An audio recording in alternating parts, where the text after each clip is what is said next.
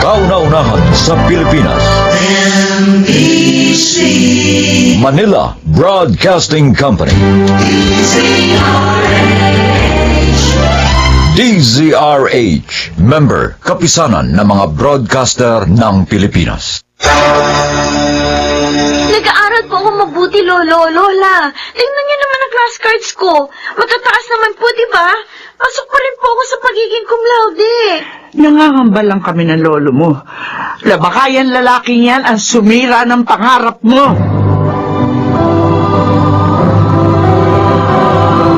Handog ng DZRH ang dula sa kanyang panahon. Madalas tayong magpadalos-dalos ng desisyon kahit na hindi pa natin natitimbang kung ano ang magiging epekto nito sa ating buhay.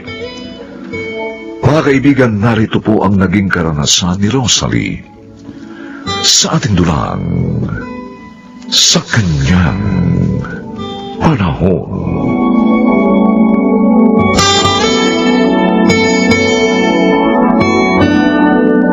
Ali, ako. Ay, kayo po pala, Lola. Bakit hindi ka pa natutulog? Chinechat ko pa po si Mama sa Facebook. Kumusta na raw siya doon sa Qatar? Ayos naman daw po siya doon. Kinukumusta nga rin po tayo eh. Ayun, binalita ko po na nasa honor roll sina Jewel at Christine. Ay, di tuwang-tuwa ang mama mo. Opo, Lola. Kaya nga po, magpapadala daw po ulit siya ng balikbayan box at pera para sa ating lahat. Meron din daw po special gift sa inyo ni Lolo si Mama. Talaga? Opo. Sabihin mo sa kanya, salamat in advance. Ay, siya nga pala, sa papa mo. Nakikibalita ka rin ba? Eh, hindi na po, Lola. Ay, bakit naman? Ilang beses na po ako nagme-message sa kanya sa Facebook eh. Pero panay sin-zoned lang po siya sa akin. Nakalimutan niya na siguro kami. Ay, may iba na kasing pamilya ang papa mo, kaya ganun. Siyempre, mas prioridad niyo yon kaysa sa inyo. Pero alam niyo, Lola, kahit na pinagpalit kami ni Papa sa iba, hindi ko pa rin makuhang magalit sa kanya. Mahal ko pa rin po siya sa kabila ng lahat. Napakabuti mong bata kung ganon. Kung sa ibang bata iyan, baka abot na hanggang langit ang galit nila sa ama na sumira sa pamilya nila. Eh, ang sa akin naman po, bakit pa ako magagalit kay Papa? Eh, kahit papano naman eh, meron naman siyang naitulong sa amin magkakapatid. At saka syempre, ama ko pa rin naman po siya, kahit na gano'n ang ginawa niya sa amin. Diyos na lang po ang huhusga sa mga pagkakamaling ginawa niya sa pamilya niya. Rosalie, apo, mag-aral ka sana mabuti, ha? Nagpapakahirap ang mama mo na magtrabaho sa Qatar para lang mapag-aral ka. Opo, Lola. Nag-aaral naman po akong mabuti. Pero sikapin mo sanang makapasok sa honor roll, tulad ng mga nakababatang kapatid mo. Alam ko naman, kayang-kaya mo makapasok sa top 10, kaya nga pinupursigi kita. Gawin mong inspirasyon ng pamilya mo, lalo na ang mama mo. Sige po, Lola. Ito pong third quarter na ito, dodoblehin ko na ang pag-aaral para makapasok na ako sa top 10. Good luck sa iyo, apo. Ay, sana gabayan ka nandiyan sa pag-abot mo sa pangarap mo.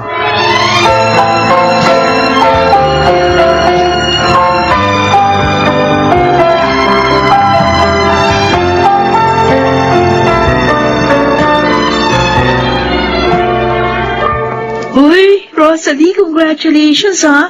Ikaw nakakuha ng highest score sa exams. Tinalbugan mo pa yung tapon natin si Alex. For sure, pasok na naman sa honor roll na yung third quarter ikaw. Oo, sana nga, Wendy. Matagal ko na rin pinapangarap na makapasok sa honor roll. Kahit top 10 lang, okay na ako dun. Ang importante, maging proud sa akin ng mama ko. Sa bagay, lahat naman ng mga kapatid mo nasa honor roll. Well, hindi naman ako pinipressure ng mama ko o ng mga lolo at lola ko na makapasok ako sa honor roll. Pero, syempre, pupusigihin ko na rin. Kumbaga, self-fulfillment yun para sa akin. Eh, yung love life mo, wala kang balak na i-fulfill? Eh, sa pag-aaral muna ako nakafocus.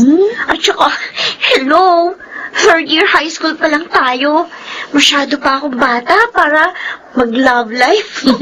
Makakasagaba lang ang love life sa pag-aaral ko. O bakit naman kami? Sina Jovi, Alex, Amiga, Kathleen at Michelle, may love life pero studios pa rin. Oo, hindi ko pa iniisip yan. Uy, so busted pala sa'yo si Austin pag nagkataon. Ano? Si Austin? Oh. Ew! Maniligaw sa akin! Ba't naman parang diring-diri ka sa kanya? Eh, gwapo naman yung tao, magandang katawan, may abs, matangkad, mistiso. Ay, naku, ayoko sa ugali niya. Oh? Tamad na bobo pa. Siya ang pinakalukulukong estudyante sa school natin, Uy, ano? grabe ka naman makalait kay Austin. Sige ka, baka paglaruan ka ng tadhana. Eh, teka nga muna, Wendy. Bakit mo palagi mo nang binabanggit si Austin sa akin? Eh, kasi, since boyfriend ko si Mark, di ba, nagtropa ni Austin? Nagkwento sa akin minsan ng boyfriend ko na meron daw crush sa'yo, si Austin. Ha? Katunayan pa nga yan. Meron kang picture sa wallet niya. Ano? Oo. Picture? Oo. Eh, saan niya kinuha sa Facebook? Ay, di ba pinapost sa bulletin board ng school yung 2x2 picture ng mga honor roll tsaka qualifiers? So, siya pala ang kumuha ng picture ko doon. Kaya pala ako lang walang litrato doon sa qualifier section. Oo, ganyan nga. Kinuha niya yung picture mo, tapos nasa wallet na niya ngayon. Kwento pa nga sa akin ni Mark, nahuli daw niya si Austin, hinahalikan yung picture mo. Ay, grabe oh! Totoo ba yan, Wendy? Oo. Grabe. Obsessed na obsessed sa'yo si Austin. Ah, ganun ha? Oo. Pwes, kung magda siya sa akin mamaya, haharapin kong lokong yun.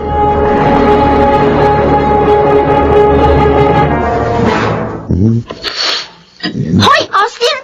Ari ko, ano? Bakit mo naman ako binatukan? Lumabas pa tuloy sa ilong ko iniinom ko, Rosalie. Ikaw pala yung kumuha ng picture ko doon sa bulletin board ng mga qualifiers, ha? Ha? Hoy, balik mo nga yun! Ano pinagsasabi mo dyan? Hindi ako kumuha nun, ha? Anong hindi? Sabi ni Mark, ikaw daw ang kumuha nun. May pahalik-halik ka pa doon sa picture ko. Ano? Ibalik mo na yun! Hindi ko alam yung litratong sinasabi mo. Anong hindi mo alam? Eh, nasa wallet mo daw yon. Ha? Sigurado ka na picture mo nga nasa wallet ko? Oh! Baka kapag inilabas kong wallet ko, mapahiya ka lang. Teka, sige. Papakita ko sa'yo. Oh, ayan. Nasaan ang picture mo dyan? Akin na! Ako na Ayan, maghanap oo, sa wallet sige, mo! Sige, Oh. sige, ayan. Huwag mo lang kukunin yung allowance ko, ha? Kala mo sa akin magnanakaw? Bakit ko naman kukunin ng pera mo, no? Ay, nako! Ano? May nakita ka? Wala, diba? Baka naman tinago mo na kung saan. Wala yan. Hindi ako kumuha ng picture mo. Saka isipin mo, bakit ko naman kukunin yun? O, eh, di ba crush mo ko? Wawa, hindi ka rin assuming, O, ha? bakit? Hindi ba totoo? Of course not. No. Ba? Okay, sabi mo eh. Pahiya ka, no? Naman ako mapapaya. Ay, naku, Austin! Siguraduhin mo lang talaga na nagsasabi ka sa akin ng totoo, ha? Kasi kung hindi, lagot ka sa akin!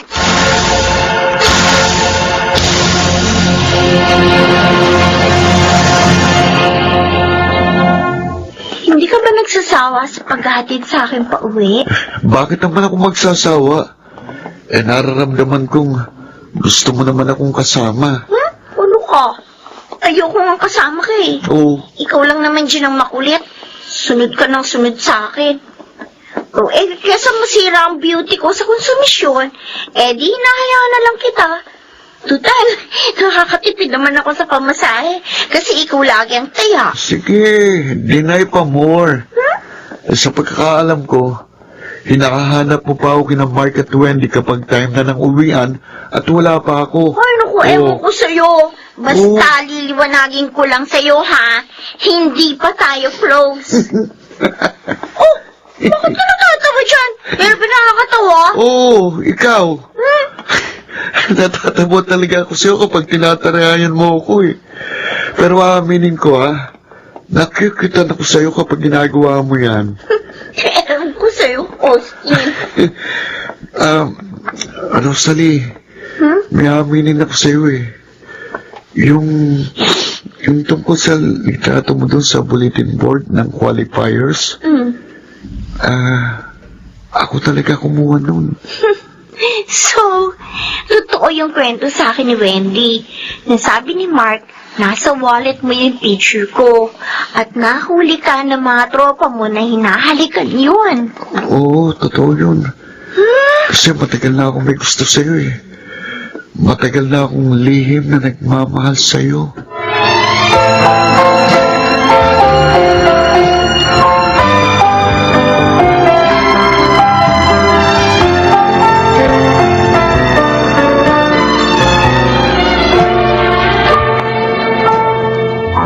Lolo?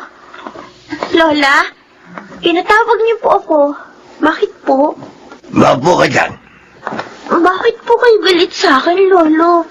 Ano yung nababalitaan namin ng lola mo na may boyfriend ka na? Ha? Oh, Ano? Ano ha?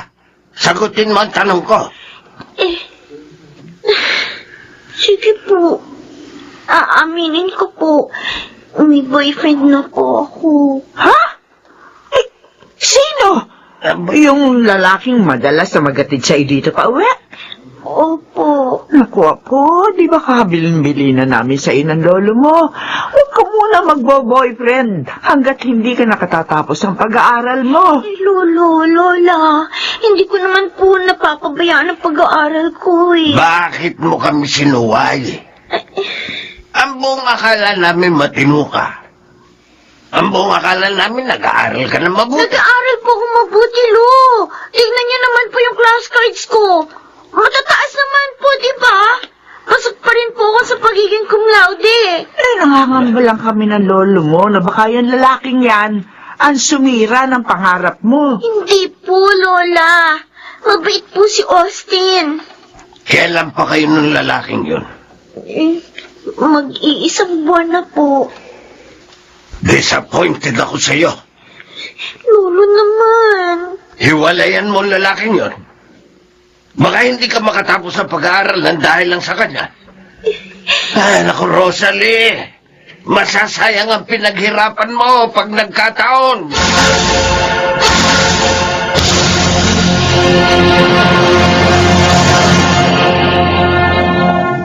Austin, pasensya ka na kung masyado kang hinuhusgahan ng mga grandparents ko, Sa totoo lang, Rosalie, nagtataka ako. Ano bang nakita nila at ayaw na ayaw nila ako para sa'yo? Para bang napakasama ako ng tao? Austin, please. Huwag ka na magdamdam doon.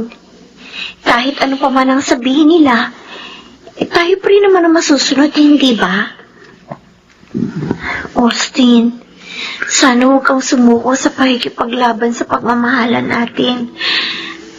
Kahit matutulo sa'yo mga kapamilya ko. Alam mo, makakasiguro ko sa akin na ipaglalaban kita sa abot ng makakaya ko. Ang inaalala ko ikaw eh. Hanggang saan mo kayang makipaglaban para sa akin? Kahit ano pang sabihin nila laban sa'yo, huwag mo na silang pakinggan, okay? Gusto ko, matiyak ko nang hindi ka mawawala sa akin. Tanggapin mo ko bilang asawa mo. Magpapakasal na tayo? Oo, at handa kitang pakasalan ngayon din mismo.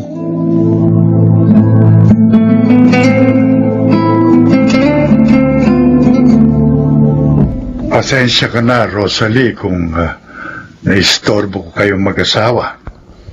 Nagpunta ako rito para maningil ng upa.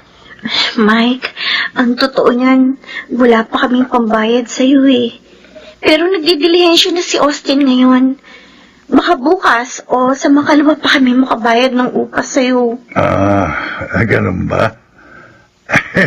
Kasi 2 buwan na yung utang niya sa upa.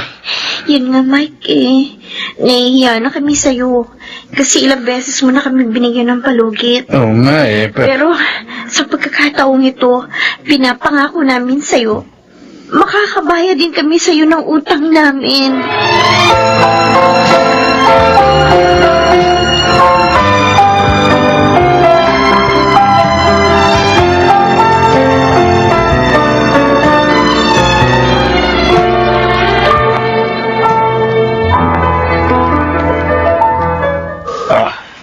Rosalie, ayan ang pera. Salamat po, Lolo.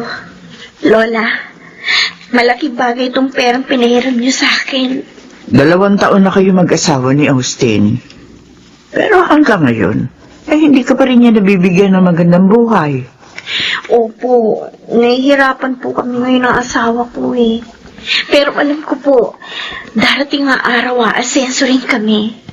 Kung nakinig ka lang sana sa amin at hindi mo kami sinuway, o hindi sana tapos ka na ngayon sa pag-aaral at may magandang trabaho. Apo, hindi ka naman namin pinagbabawalan noon na magmahal. Pero ang gusto namin, magmahal ka at magpakasal sa tamang panahon. Hindi naman kami tututol kay Austin kung pareho kayong may magandang trabaho at buhay. Ngayon, tingnan mo ang sitwasyon nyo. Isang kahig, isang tuka kayo mag-asawa.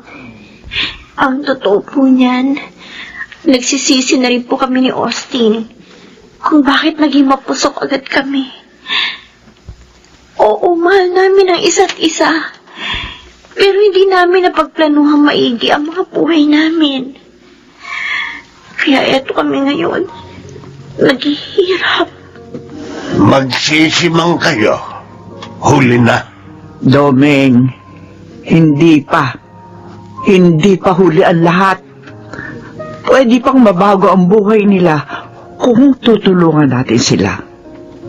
Paano natin sila tutulungan? Tulungan natin ang apo natin na maipagpatuloy niya ang pag-aaral niya. At kapag nakatapos na siya, sa kanya tulungan ng asawa niya. Domeng, kailangan ni Rosalie ang tulong natin. O ano, Apo? Gusto mo bang magpatuloy sa pag-aaral? Opo, Lolo. At pinapangako ko po sa inyo, pagbubutihan ko na po ang aking pag-aaral. Hindi ko na po kayo bibiguin.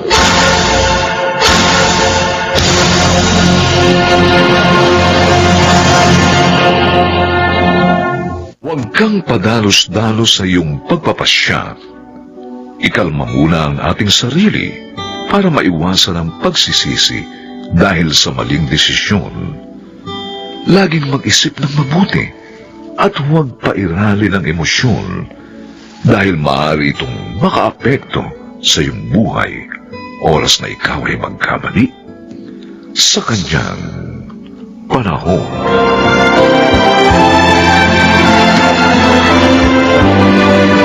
Mga nagsiganap, Chiquit del Carmen Amor, Phil Cruz, Lionel Benjamin, Susan Robles, Rosana Villegas, at Bobby Cruz. Special Sound Effects, Jerry Mutia. Technical Supervision, Eric Lucero at Bong Muyar. Musical Scoring, Buboy Salonga. Ang kasaysayang ito'y mula sa panulat ni Krishna Sega at sa pinagsamang direksyon ng inyong lingkod June Martin Legaspi at Bobby Cruz sa kanyang panahon.